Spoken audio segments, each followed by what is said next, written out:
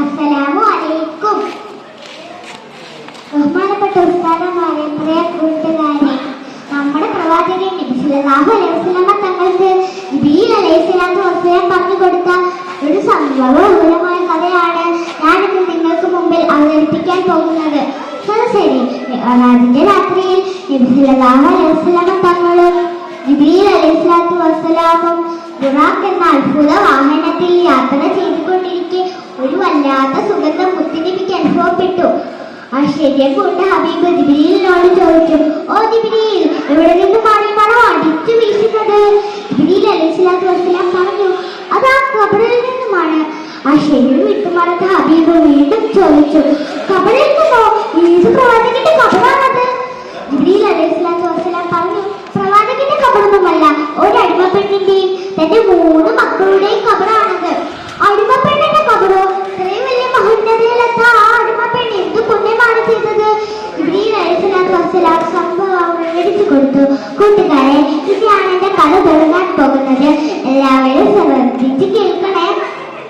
മൂസാ നബി അലൈഹിസ്സലാത്തു വസ്സലാമയുടെ കാലം ഞാനാണ് ഏറ്റവും വലിയ റബ്ബ് എന്ന് വാദിക്കുന്ന ധിക്കാരിയും അഹങ്കാരിയുമായ ഫിർഔനിന്റെ കൊട്ടാരം.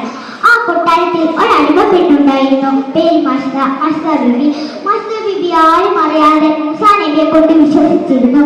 ഒരിക്കൽ മൂസാ നബി അലൈഹിസ്സലാത്തു വസ്സലാം മഷ്ത ബീബിയെ വിളിച്ചിട്ട് പറഞ്ഞു, മഷ്ത, നീ എന്ത് നല്ല കാര്യം ചെയ്താലും ബിസ്മി കൊണ്ട് തുടങ്ങുക. അങ്ങനെ മഷ്ത ബീബി തന്റെ മകളുടെ മുടി ചെയ്യാൻ വേണ്ടി ചീപ്പെടുത്തപ്പോൾ ബിസ്മി ചൊല്ലി. ബിസ്മില്ലാഹിർ റഹ്മാനിർ റഹീം. ധിക്കാരിയായ ഫിർഔനിന്റെ കാതിലെത്തി ആ ബിസ്മി. തന്റെ കൊട്ടാരത്തിൽ വെറും അടിമപ്പെണ്ണാണ് താമസിച്ചിരുന്നത്.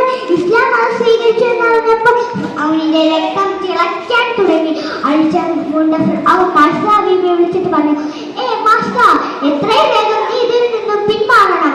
ഞാനാണ് റബ്ബ്, ഏറ്റവും വലിയ റബ്ബ്. പക്ഷേ മനസ്സിൽ ഈമാനുള്ള മഷ്ത ബീബി പിന്തിരിഞ്ഞില്ല. ഇല്ല, അങ്ങനെ എല്ലാ പരിശ്രമങ്ങളും പരാജയപ്പെട്ടു എന്നറിഞ്ഞപ്പോൾ അവനും കൂട്ടരും ഒരു തീരുമാനത്തിലെത്തി. അവരെ കൊന്നുകളയാൻ.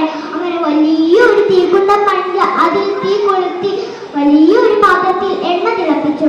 എന്നിട്ട് മഷ്ത ബീവിയെ തന്റെ 3 മക്കളെയും അതിനു മുമ്പിൽ കൊണ്ട് നിർത്തി വീണ്ടും ചോദിച്ചു, മഷ്ത, ഇത് നിനക്കുള്ളതല്ല, നിന്റെ 3 മക്കൾക്കുള്ളതാണ്.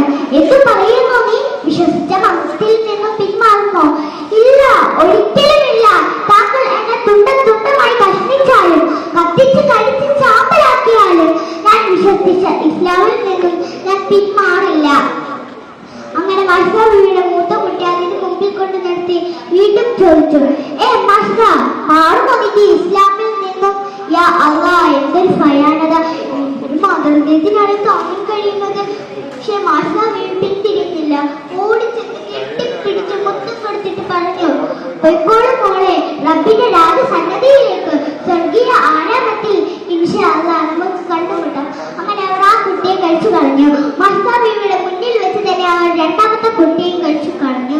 വെറും 8 മാസം പ്രായമുള്ള കുട്ടിയാണ് അടുത്തതായി കഴിച്ചു കളയാൻ പോകുന്നത്. താലോലിച്ച് താരാട്ട് പാടിയിട്ട് കവിളിൽ മുത്തം കൊടുത്തിട്ട് കൊതി തീർന്നിട്ടില്ല, ലാളിച്ചാർച്ച തീർന്നിട്ടില്ല. ആ മകളെയാണ് അടുത്തതായി കഴിച്ചു കളയാൻ പോകുന്നത്. മഷ്ത ബീവി വിട്ടു കരയുകയാണ്. ഇത് കണ്ട് അവനും കൂട്ടരും പൊട്ടിച്ചിരിക്കുകയാണ്. അപ്പോഴത് അവിടെ ഒരു അത്ഭുതം സംഭവിക്കുകയാണ്.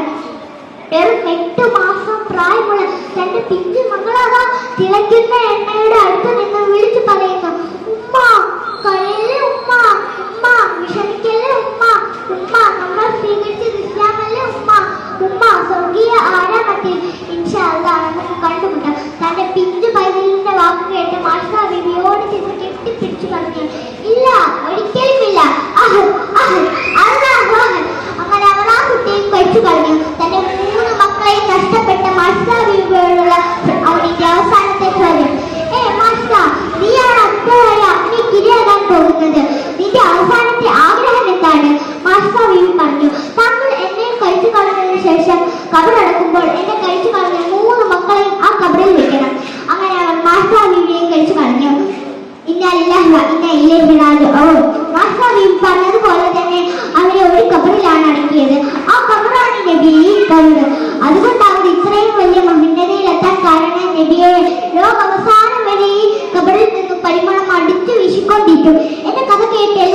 കാര്യം ചിന്തിക്കണം.